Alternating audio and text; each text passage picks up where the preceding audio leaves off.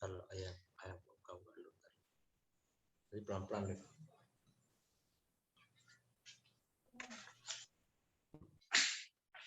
Belum, ke dalam dulu deh.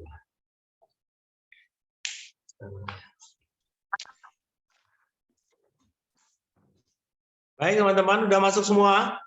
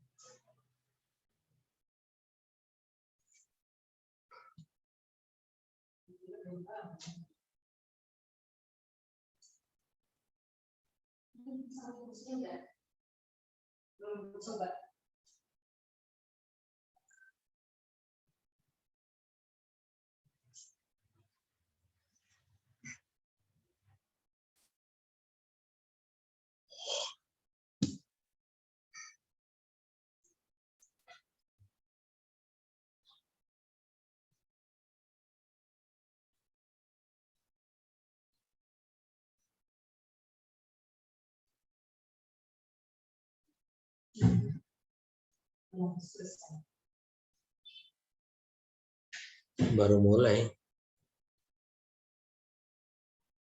Belum ada mahasiswanya. Baru sedikit, separuh.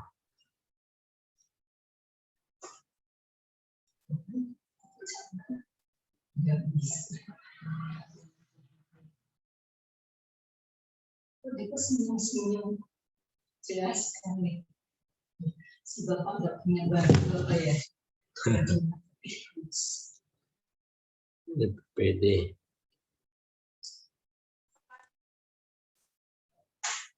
Nanti kok tidur? Nggak tahu. Iya.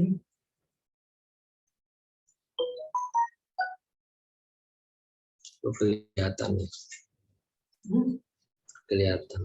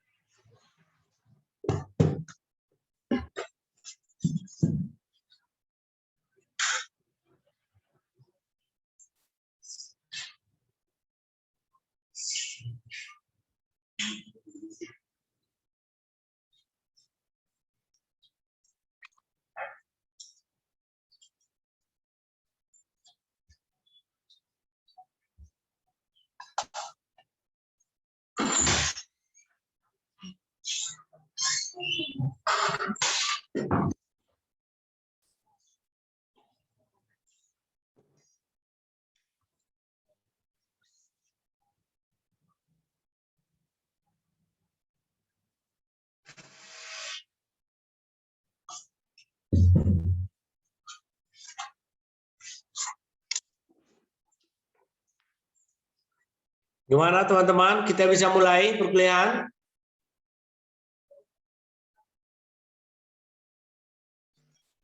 Sudah Pak. Mungkin. Bisa ya? Ini masih baru namanya aja nih. Hah?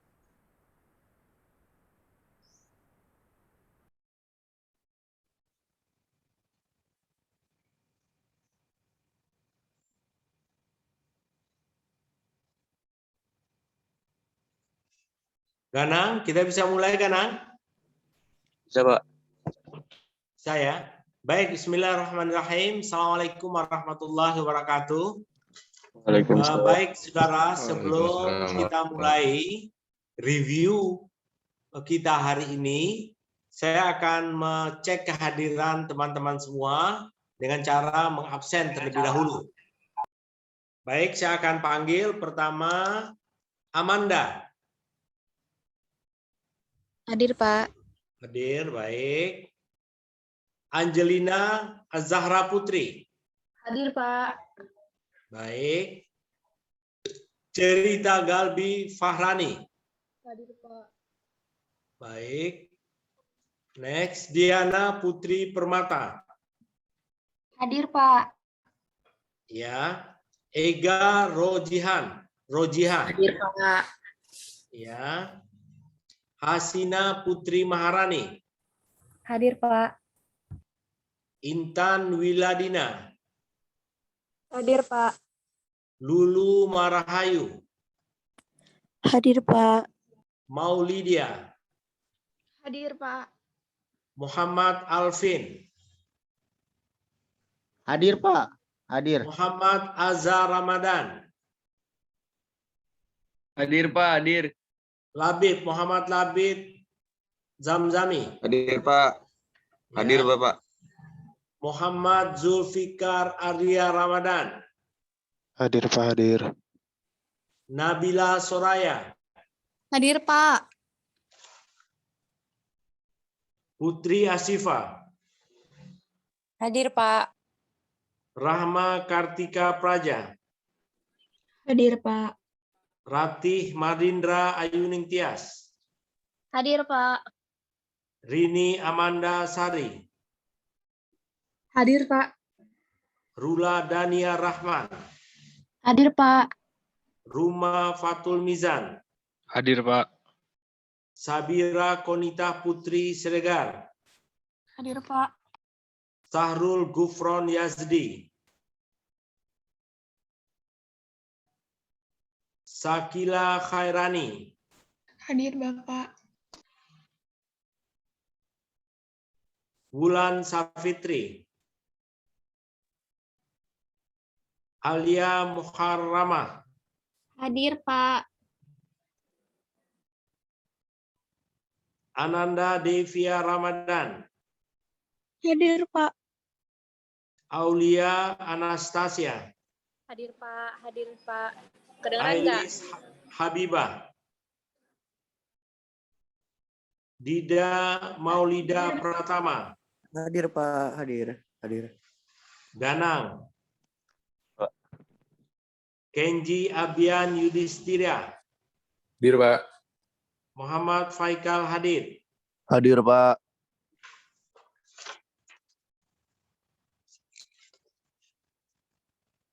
Muhammad Raihan Ubaidillah. Hadir Pak. Putri Narulita. Hadir, Pak. Solihul Wahyu Dinuha. Tarisa Emilia Rizki. Hadir, Pak. Tika Afifah. Hadir, Pak. Imelda Azahra. Hadir, Bapak. Amanda Iftinan. Hadir, Pak. Awalia Fajriah. Hadir, Pak. Baik, sudah semua. Saudara, ini untuk review ini saya akan kirim videonya ya. Nanti Anda bisa lihat video review yang saya tampilkan. Lalu saya ingin ingatkan bahwa minggu depan kita UTS. Kita pakai menggunakan Google Classroom. soalnya 3 seperti biasa, waktunya 90 menit. Saya kira itu cukup lama ya. Jadi satu soal 30 menit, saya kira cukup sangat cukup waktunya. Gitu ya. Kita mulai sesuai dengan jam perkuliahan melalui virtual online ini. Saya kira itu jelas ya untuk UTS ya. Nah, untuk review ini saya akan coba tampilkan video yang sudah saya siapkan. Deva, tolong deh. Gimana? Sebentar ya. Ya. Apa dulu? Coba. Deva mau lihat ini. Bapak aja ini sih.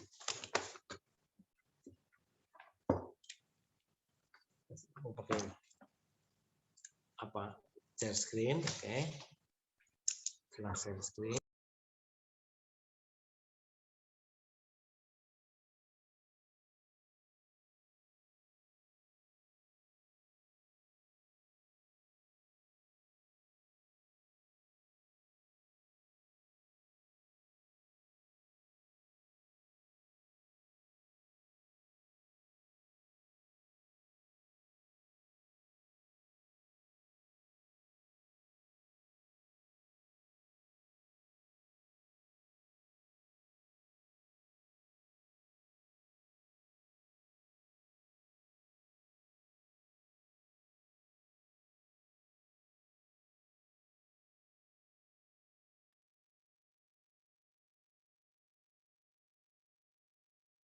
Ada sekularisasi dan ada sekularisme. Kalau sekuler menuju pada individunya, orang-orangnya dalam posisi masyarakat. Sekularisasi merujuk pada proses menjadi sekulernya. Jadi itu lebih merujuk pada institusi. Nah, sekularisme merujuk pada faham yang dianut oleh sekularisasi itu. Nah, kalau kita lihat dari segi pengertian secara bahasa, kata-kata sekuler itu berasal dari bahasa Latin, yakni dari kata saeculum. Itu artinya merujuk pada lokasi, maksudnya di sini, dan waktu. Waktu maksudnya sekarang, here and now. Jadi secara bahasa kita bisa simpulkan bahwa sekuler itu bermakna kehidupan sekarang, di sini dan sekarang. Maksudnya adalah bahwa fokus faham sekuler itu adalah pada kehidupan di dunia ini saja. Itu. Jadi intinya fokus pembahasannya, fokus perhatiannya itu pada kehidupan di dunia ini saja. Nah, tentu saja ini beririsan agak beda dengan fokus agama. Kalau agama kan jelas kehidupan di dunia dan di akhirat, agama apapun. Nah, jadi oleh sebab itu persinggungan ketidakserasian antara agama dan sekularisasi itu tidak bisa dihindarkan. Yang satu fokus pada kehidupan di dunia saja, yang kedua adalah fokus pada dua kehidupan. Satu. Nah, yang kedua, sekularisasi ini juga ini adalah buah hasil dari pemikiran yang panjang dalam tradisi dan kebudayaan Barat, hasil pergulatan pemikiran ilmuwan, cendekiawan, seniman, budayawan, dan filosof dengan kalangan gereja. Artinya, ketika proses sekularisasi berlangsung, lalu terjadilah perdebatan, terjadilah pergulatan pemikiran.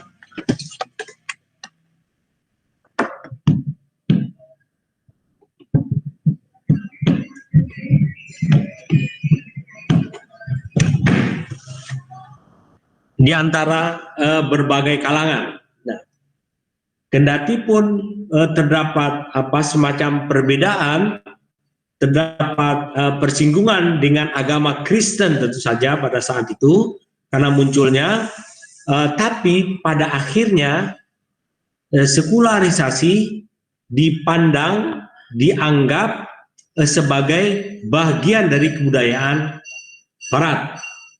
Jadi agama Kristen menganggap bahwa sekuler itu adalah sejalan dengan ajaran agama Kristen.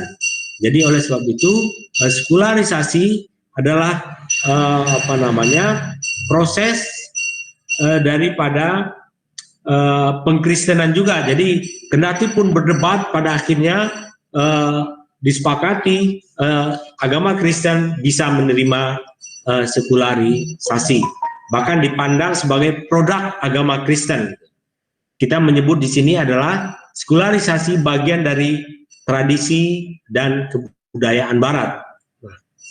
Nah, apa poin penting dari topik ini? Sebenarnya dua berkaitan dengan agama. Pertama, sekularisasi itu menyebabkan peran sentral dari agama Kristen ketika itu menjadi terpinggirkan. Itu satu. Jadi peran agama Kristen. Jadi kalau pada masanya agama Kristen itu mencakup segala-galanya, mengatur segala kehidupan dan masyarakat Eropa, tapi dengan munculnya sekularisasi ini, maka posisi agama Kristen itu adalah sama dengan institusi-institusi lainnya sebagai subsistem dari institusi-institusi yang ada. Nah itu. Nah kedua yang paling penting juga diketahui bahwa posisi agama dalam konteks sekularisasi ini itu menjadi tidak relevan dan menjadi terpinggirkan dengan proses sekularisasi, terutama setelah kemajuan ilmu pengetahuan berkembang. Jadi kalau semula adalah ilmu pengetahuan pun menjadi dominasi agama, sementara setelah sekularisasi ini maka ilmu pengetahuan menjadi institusi sendiri dan dia berkembang, dan hasil temuannya itu mengurangi posisi agama, sehingga muncul tesis misalnya sekularisasi akan mematikan agama, khususnya perkembangan ilmu pengetahuan akan meminggirkan agama. Mengapa begitu? Karena banyak lingkup kehidupan dunia ini yang sudah ditemukan rahasianya oleh ilmu pengetahuan. Ini ajaran yang pertama dari sekularisasi, itu yang disebut dengan desakralisasi. Jadi sebelum berkembangnya sekularisasi, kehidupan masyarakat didominasi oleh paham agama yang mengatakan bahwa alam-alam ini itu memiliki unsur-unsur yang sakral. Pohon besar misalnya mengandung makna ada jin yang berselimut di dalamnya. Lalu kemajuan ilmu pengetahuan itu ditemui ternyata tidak ada apa-apa. Begitu ketika terjadi gempa, alam marah dan seterusnya. Jadi ilmu pengetahuan menjelaskan semua peristiwa-peristiwa alam itu, sehingga sekularisasi menyebabkan rahasia alam begitu terungkap dengan mudahnya. Dengan demikian posisi agama menjadi berkurang, menjadi terpinggirkan, jadi tidak relevan dalam masyarakat sekuler. Jadi dua itu penting ya. Nah, dalam perkembangannya studi tentang sekularisasi ini melalui dalam konteks sosiologi agama melalui 3 tahapan. Yang pertama adalah itu studi sekularisasi sebagai modernisasi dan perubahan sosial.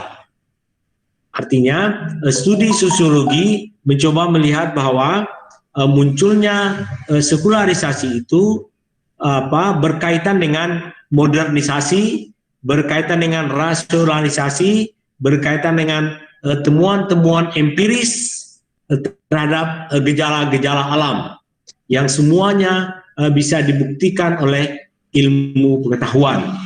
Maka terjadilah perubahan-perubahan sosial yang begitu besar dalam masyarakat modern, yang intinya rasionalisasi, empiris, semua. Dan ini berlangsung sejak abad ke-17 sampai dengan abad ke-19. Nah, disinilah yang kita temui nanti di penjelasan kedua, tesis sekularisasi yang mengatakan bahwa sekularisasi akan mematikan agama, khususnya adalah institusi ilmu pengetahuan. Nah, itu benar juga dengan logika bahwa rahasia-rahasia alam akan terbongkar dengan sendirinya dengan kemajuan ilmu pengetahuan. Nah, proses kedua, sekularisasi menyebabkan juga munculnya diferensiasi sosial. Apa artinya? Tadi saya sudah jelaskan bahwa posisi agama dalam konteks sekularisasi akan menjadi subsistem tersendiri, sama dengan subsistem lainnya. Dan ini yang ada namanya diferensiasi. Nah, memunculkan institusi-institusi pranata-pranata baru, yang pranata-pranata baru itu diatur dengan hukum-hukumnya sendiri. Nah, hukum-hukumnya sendiri itu tidak bagian dari agama.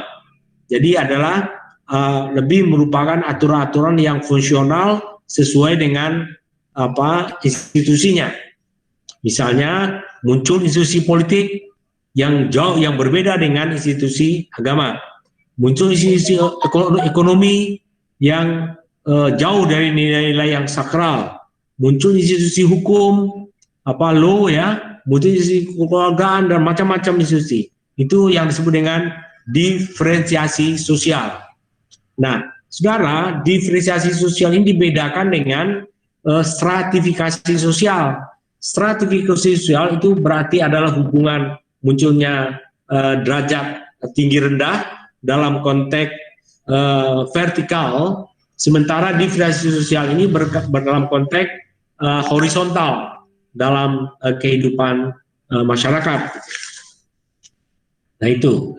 Nah, kemudian yang ketiga itu adalah muncul analisa namanya agama sebagai masalah private, sebagai masalah individu. Jadi dalam konteks ini agama dipandang sebagai urusan pribadi individu masing-masing, bukan dalam aturan-aturan sosial. Nah, itu.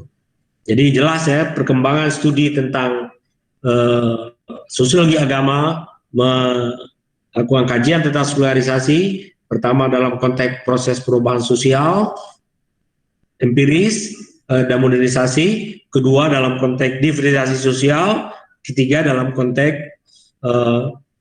individu-individu. Dan dalam konteks perkembangan studi tentang sekularisasi ini juga menyebabkan perkembangan dalam konteks metodologi. Kalau yang pertama metodologinya adalah lebih mendekatkan metodologi kualitatif yang diperoleh Max Weber misalnya. Kemudian yang kedua diferensiasi sosial itu adalah lebih mendekatkan studi pada studi kuantitatif. Yang ketiga lebih pada makna, karena ini meneliti agama secara individu.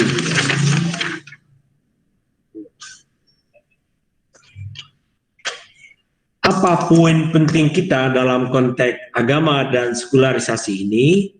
Jelas bahwa dalam konteks sekularisasi ini, agama yang semula memegang peran sentral dalam seluruh kehidupan manusia, terutama agama mengatur segala-galanya, dengan munculnya proses sekularisasi ini, peran-peran agama semakin tidak relevan.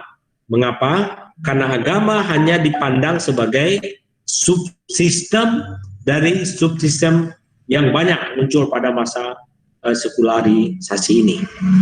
Kemudian yang terakhir, bagaimana dalam konteks dunia Islam misalnya kemunculan sekularisasi ini. Nah, saudara, dalam dunia Islam pembahasan tentang sekularisasi ini juga banyak mendapat perhatian. Mengapa? Karena bagaimanapun dari tesis sekularisasi ini adalah ini akan menyebar ke seluruh dunia dan seluruh bangsa, maka dunia Islam mau tidak mau juga akan terpengaruh oleh proses sekularisasi ini. Oleh sebab itu, seorang ilmuwan Islam itu namanya Syed Naqib Al-Atas menulis buku tentang Islam dan sekularisme. Menurut dia, 3 prinsip utama ajaran sekularisme itu 3-tiganya tidak cocok dengan ajaran Islam. Tapi dalam prakteknya sekarang hampir semua negara Islam akan mempraktekkan proses sekularisasi ini, walaupun tidak dengan terang-terangan. Yang terang-terangan mengatakan itu adalah Turki misalnya, tapi juga menimbulkan kontradiksi juga. Kendati pun dia negara sekuler, tapi ketaatan penganutnya terhadap agamanya juga sangat tinggi. Tidak seperti tesis sekularisasi bahwa ketika sekularisasi berkembang, maka ketaatan individu masyarakat terhadap agama semakin mengurang. Nah, ini agak berbeda. Nah, menurut Naqib Al-Atas ini ada 3 prinsip sekularisme yang tidak cocok dengan nilai-nilai Islam. Pertama adalah prinsip desakralisasi alam. Artinya memandang alam ini tidak sakral, gitu. Nah ini dalam Islam menurut dia bahwa alam itu adalah ciptaan Tuhan. Karena itu bagaimanapun ada nilai-nilai ruhaniyah di situ yang menuntut manusia sebagai khalifah fil ard untuk mengelola alam tidak semau maunya, tidak melakukan eksplorasi yang berlebihan dan seterusnya. Jadi oleh sebab itu tetap menjaga keselarasan dengan alam. Yang kedua adalah nilai desakralisasi politik. Artinya tidak ada unsur-unsur yang sakral, nilai-nilai agama dalam politik, dipisahkan dari agama begitu. Nah, ini juga tidak cocok karena bagaimanapun dalam agama Islam politik itu adalah bagian manifestasi dari nilai-nilai agama Islam, bentuk perwujudan pengabdian kepada Tuhan. Nah, yang ketiga tentang dekonsekrasi nilai-nilai, bahwa nilai-nilai itu semuanya relatif, nilai-nilai Qudiyani tidak ada yang absolut. Oleh sebab itu semua pada masanya akan berubah, berganti, dan begitulah seterusnya. Nah, di sini disebutkan bahwa dalam Islam ada nilai-nilai yang tetap, yang absolut, ada juga nilai-nilai yang relatif yang selalu berubah. Nah, jadi inilah kalau dalam konteks Islam. Tapi bagaimanapun pandangan ini tentu saja sekarang tampaknya prakteknya di negara-negara Islam tidak sepenuhnya itu bisa diterapkan. Mengapa? Karena semua negara Islam itu hampir menerapkan namanya desakralisasi politik, gitu kan? Pemisahan antara agama dan politik. Itu catatan penting kita, review kita tentang agama dan sekularisasi. Kemudian yang kedua, kritik atas sekularisasi. Nah, poin penting dalam kritik sekularisasi ini adalah para pengkritik mencoba memberikan mempelajari tesis-tesis atau pernyataan-pernyataan dari sekularisasi dari kalangan support, kalangan pendukung, kalangan pelopor sekularisasi. Dia menyimpulkan paling tidak ada 5 tesis sekularisasi. Pertama disebutkan bahwa tesis karangan sekularisasi mengatakan modernisasi penyebab terjadinya sekularisasi. Seperti yang tadi kita katakan, nah itu. Nah, menurut pengkritik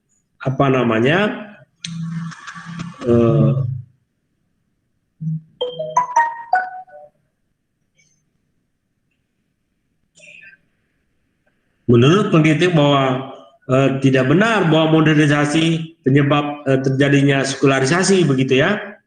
Karena sebenarnya modernisasi itu berjalan sendiri dan sekularisasi juga berjalan sendiri. Nah, yang kedua adalah fokus sekularisasi pada kesalehan individu yang tadi kita sebutkan sebagai private, bukan pada diferensiasi institusi, kan? Nah, yang ketiga, tesis sekularisasi, semua aspek modernisasi bahwa ilmu pengetahuanlah aspek yang paling mematikan bagi keberadaan agama, seperti yang kita jelaskan tadi. Keempat, proses sekularisasi secara permanen, jadi tetap gitu akan berlangsung. Tesis kelima, sekularisasi berlaku di seluruh dunia, artinya universal, artinya semua negara akan menjadi sekuler. Nah, 5 tesis sekularisasi ini dikritik oleh para ilmuwan yang mengkritisi masalah sekularisasi ini. Pengkritik menganggap bahwa tesis itu gagal memprediksi secara akurat. Apa dasar kritikan ini? Dasar kritikan ini adalah bahwa yang dijadikan bahwa penurunan keyakinan dan partisipasi agama ini menurut para pengkritik itu tidak bisa dijadikan patokan. Jadi pelopor sekularisasi mengatakan bahwa apa indikator bahwa terjadi penurunan keagamaan di kalangan masyarakat sekuler, itu adalah indikatornya keyakinan dan kehadiran di gereja semakin berkurang. Nah, ini tidak betul menurut pengkritiknya. Mengapa? Dalam waktu yang lama di masyarakat Eropa muncul juga keramahan yang subjektif, artinya setiap orang mempunyai keyakinannya masih tinggi, tapi tidak dinyatakan masih tinggi secara subjektif keyakinan agamanya, dan juga tentang kehadiran di gereja, di upacara-upacara keagamaan, itu tidak bisa dijadikan patokan bahwa untuk mengatakan bahwa agama semakin ditinggalkan. Mengapa? Karena kehadiran di gereja, di kegiatan-kegiatan ritual keagamaan, itu kadang naik, kadang turun. Jadi fluktuatif. Itu alasan dari para pengkritik ini. Alasan yang kedua disebutkan bahwa di zaman keimanan faith yang ada adalah tren partisipasi beragama, kadang naik dan kadang turun. Masyarakat Eropa tidak pernah mengalami kristenisasi karena tidak pernah ada konversi agama pada masyarakat Eropa. Jadi yang kedua, kalau kalangan sekuleris mengatakan bahwa semula agama begitu dominan, agama Kristen di Eropa, menurut pengkritik ini tidak juga, karena tidak pernah ada konversi besar-besaran dari non Kristen menjadi Kristen, tidak pernah ada secara besar-besaran mengatakan kami pindah menjadi agama Kristen. Ketiga alasannya, banyak ilmuwan yang justru menyatakan bahwa mereka sangat religius, tidak seperti yang dimukakan oleh kalangan sekularis, mengatakan bahwa semakin orang pintar, semakin orang tidak beragama.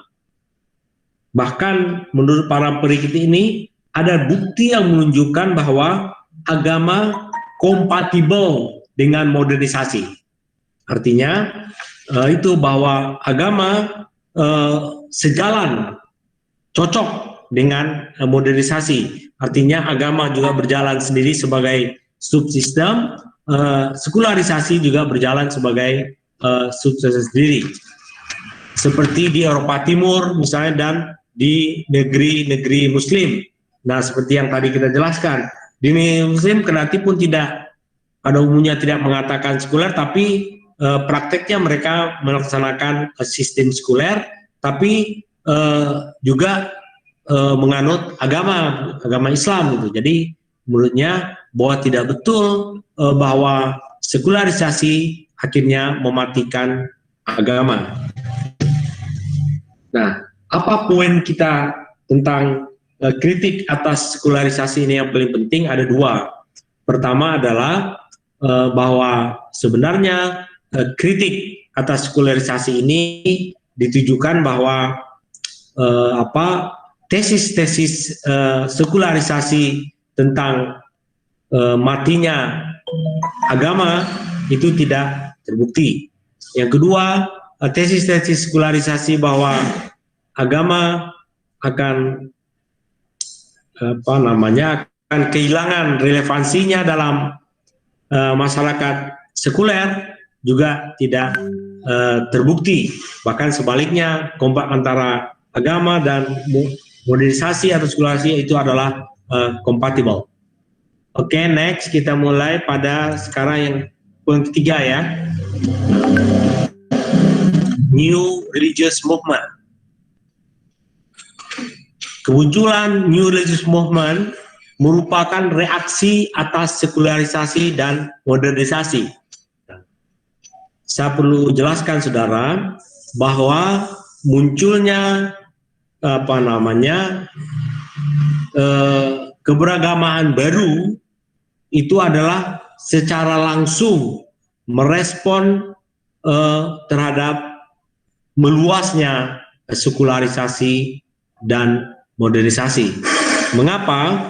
Karena dalam masyarakat sekuler, masyarakat modern itu nilai-nilai spiritual itu menghilang, sehingga sementara itu adalah setiap manusia butuh nilai-nilai spiritual itu, maka mereka mencoba melihat kehilangan nilai-nilai spiritual itu dengan gerakan-gerakan baru. Nilai apa? Nilai sekularisasi dan modern misalnya hanya menonjolkan aspek rasionalisasi, aspek birokratisasi, aspek deinstitusionalisasi, keserakahan pada uang, kekuasaan, dan materialisme, hilangnya ikatan kebersamaan, menurunnya moralitas masyarakat. Mengapa? Karena proses modernisasi dan sekularisasi menghilangkan nilai-nilai itu. Oleh sebab itu, sementara pada sisi yang lain, bagaimanapun manusia butuh nilai-nilai spiritual itu yang disebut dengan the will to believe. Keinginan untuk percaya itu selalu ada dalam diri manusia. Oleh sebab itu, New Religious Movement ini menghadirkan gerakan-gerakan baru yang mengisi nilai-nilai spiritual manusia, yang membimbing mereka pada kehidupan penuh dengan spiritualitas. Kondisi itulah yang mendasari munculnya agama baru. Jadi semacam background-nya ya. Jadi pertama, background-nya New Religious Movement ini berkaitan dengan proses sekularisasi dan modernisasi. Nah, yang kedua adalah mengapa disebut dengan gerakan keagamaan baru? Mengapa disebut dengan gerakan keagamaan baru? Ya karena tentu saja adalah karena organisasinya baru, dimanage secara baru. Kenapa? Padahal sementara kan juga ada di Amerika dan Eropa itu sudah ada juga kan agama Kristen gitu kan, agama Kristen. Cuman mereka kan semua akhirnya lari menjadi sekuler. Karena pindah menjadi sekuler, maka inilah alasan dari New Religious Movement inti untuk membuat gerakan baru, mengelola, diorganisir secara baru, memiliki pemimpin baru, dan juga cara-cara baru. Jadi 3, diorganisir secara baru, dengan cara-cara baru, dan memiliki pemimpin yang baru. Agama-agama baru ini kemudian membuat gerakan-gerakan mulai dari rekrutmen anggota, pencucian otak, konversi keyakinan, dan upaya menjaga keterikatan loyalitas anggota pada kelompoknya. Jadi mereka sangat solid dalam gerakan keagamaan baru ini. Nah, para sosiolog mengapa concern terhadap studi mengenai New Religious Movement ini, menganggap bahwa studi mengenai ini berkontribusi pada konsep rekrutmen, pada konversi dan disafiliasi. Dan kontribusi lainnya adalah terletak pada bagaimana gerakan ini berkembang, menurun, dan bubar gitu. Jadi ini adalah konsep-konsep yang diperlukan dalam ilmu sosiologi. Dan juga studi mengenai ini berkembang melalui 3 tahapan. Pertama, pada tahun 60 sampai 70, kemudian 70 sampai 80, 80 sampai 90, dan seterusnya. Jadi studi-studi mengenai ini telah dilakukan oleh para sosiolog tentang gerakan-gerakan keagamaan baru. Yang terakhir melihat bahwa gerakan keagamaan baru ini bagaimana dia memunculkan kekerasan kolektif, violent, dilakukan secara terorganisir. Jadi soliditas gerakan keagamaan baru ini berkaitan erat dengan juga kekerasan-kekerasan yang terjadi pada kelompok-kelompok penentangnya, pada kelompok yang tidak mendukungnya, begitu kan. Jadi luar biasa bentuk violent yang dilakukan. Next, yang terakhir, agama dan politik ya. Ini tadi sebenarnya sudah kita singgung ya. Apa poin penting dalam agama dan politik ini? Ada 2 ya. Pertama, pembahasan tentang agama dan politik ini penting mendapat perhatian karena terjadi terjadi persinggungan yang saling membutuhkan. Jadi agama dan politik pada satu sisi politik kekuasaan pada prakteknya membutuhkan dukungan pemilik suara, dan pemilik suara itu dimiliki oleh orang-orang umat beragama. Jadi mau tidak mau dia berkepentingan merekrut orang beragama demi kepentingan politik. Sementara agama juga membutuhkan kepentingan kebijakan-kebijakan terhadap yang memberikan keuntungan untuk kalangan agama.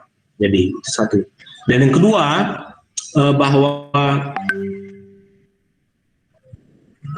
masalah politik ini menjadi sebuah ajaran dasar dalam sekularisme tentang desakralisasi politik, yakni menghilangkan nilai-nilai sakral dalam bidang politik yang otonom, yang terbebas dari agama.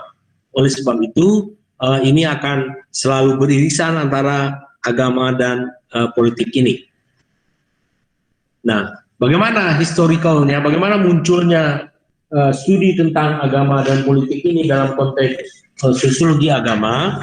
Kita bisa lihat misalnya dari akhir tahun 70-an terjadi mobilisasi agama secara dramatis di berbagai belahan dunia. Di Iran terjadi namanya revolusi Iran, melakukan mobilisasi yang besar-besaran terhadap agama. Kedua terjadi gerakan Jamaah Katolik di Polandia. Selanjutnya gerakan teologi pembebasan di Amerika Latin dan meningkatnya gerakan Kristen konservatif di Amerika. Dalam berbagai literatur sosiologi agama, pembahasan mengenai hubungan agama dan politik menunjukkan adanya perbedaan penting tren keterlibatan agama di Amerika dan di Eropa. Ilmuwan memandang Amerika sebagai bentuk contoh pengecualian sekularisasi. Sebab di negeri Paman Sam ini, agama memiliki peran besar dalam kancah politik,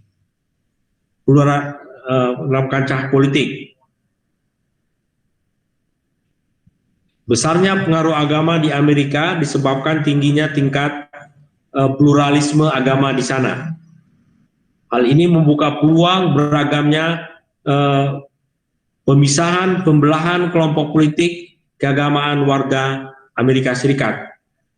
Kondisi ini berbeda dengan apa yang terjadi di Eropa.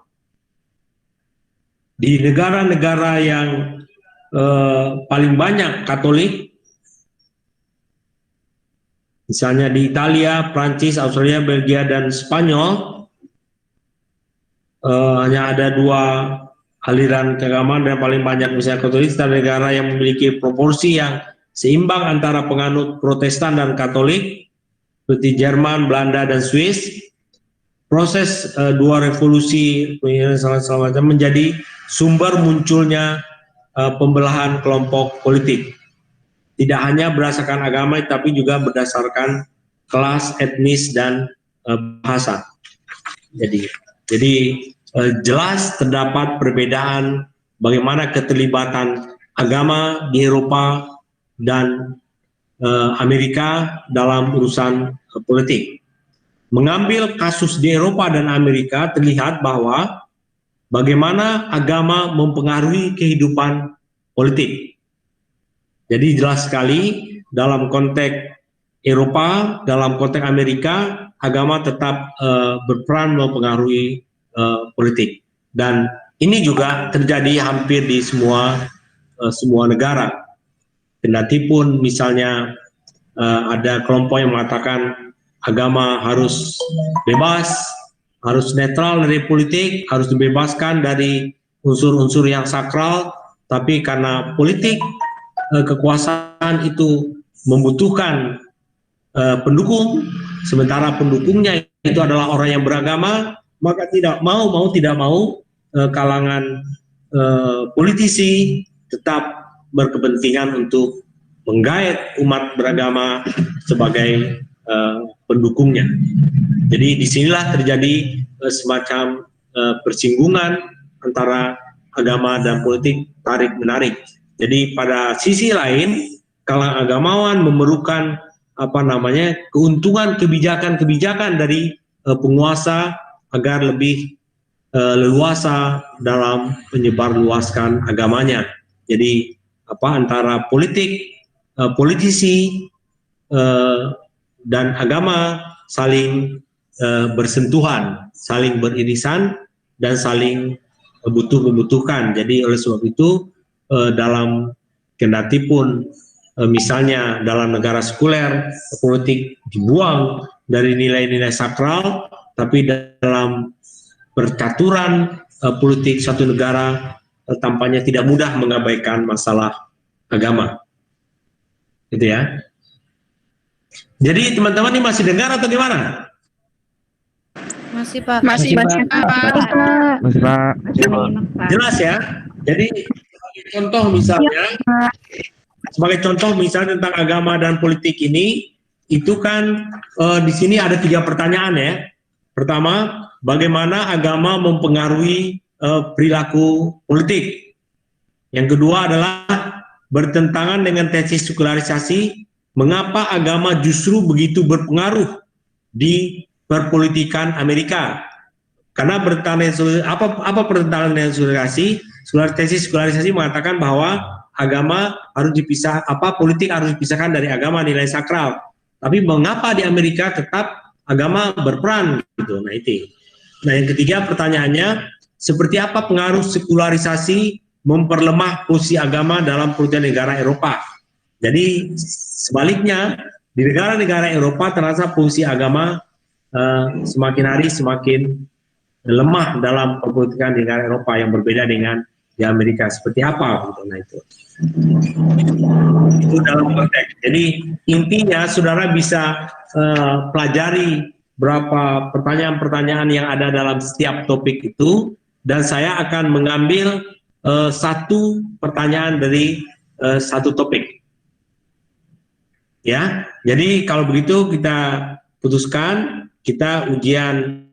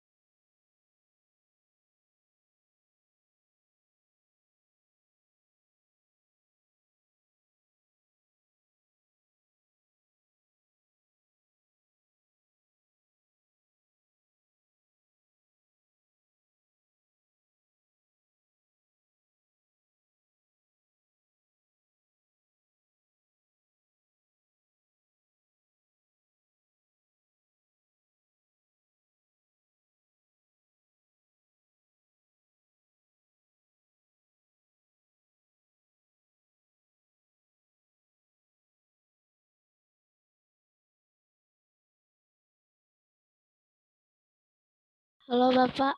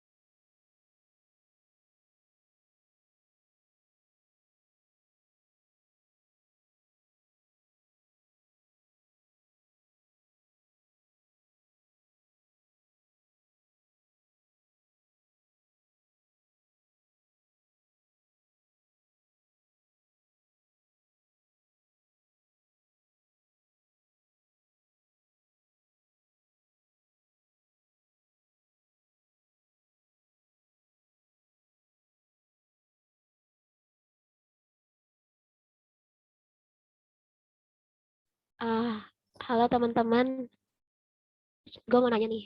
Ini kan nggak tahu ya kenapa diam-diaman. Jadi menurut kalian stay aja atau gue end roomnya? Respon ya. N.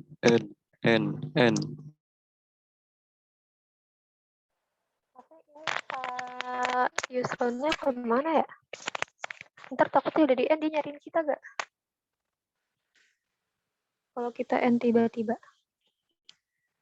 Nggak tahu juga soalnya udah di japri juga nggak ada respon. Oh.